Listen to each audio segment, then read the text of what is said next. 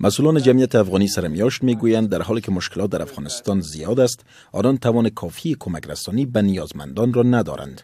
فاطمه گیلانی رئیس این نهاد روز جمعه حین سخنرانی در مراسم آغاز هفته مخصوص یا هفته کمک به جمعیت افغانی سرمیاشت در کابل از مردم خواست تا به خاطر حل مشکلات موجود در کشور در کنار آنان قرار گیرند.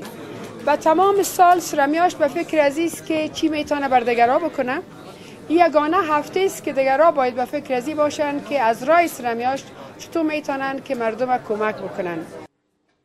خانم گیلانی همچنان گفت که سال پر از مشکلاتی را در پیش دارند و صدها طفل با سوراخ قلب، مریضان روانی و بیجا شدگان داخلی چشم به راه کمک هستند.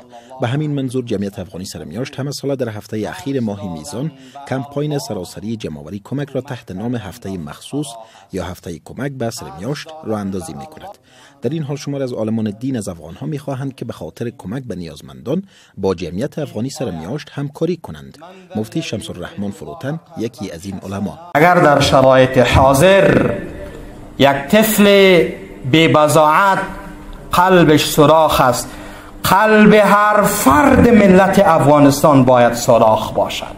اگر در شرایط حاضر یک تعداد از برادرها و خواهرای ما بیجای شده، کل ما چنین احساس کنیم که بیجای شده ایم.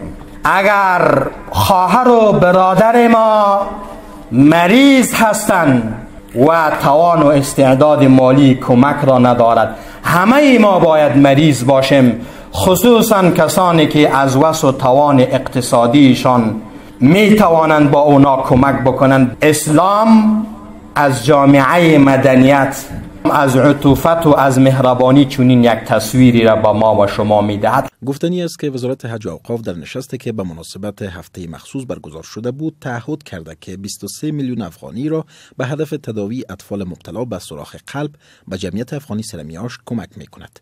به اساس معلومات مسئولان جمعیت افغانی سرمیاشت در چند سال گذشته به کمک مردم افغانستان از طریق این نهاد هزاران طفل با سوراخ قلب به خارج انتقال شده و پس از تداوی با صحت کامل به کشور برگشتند.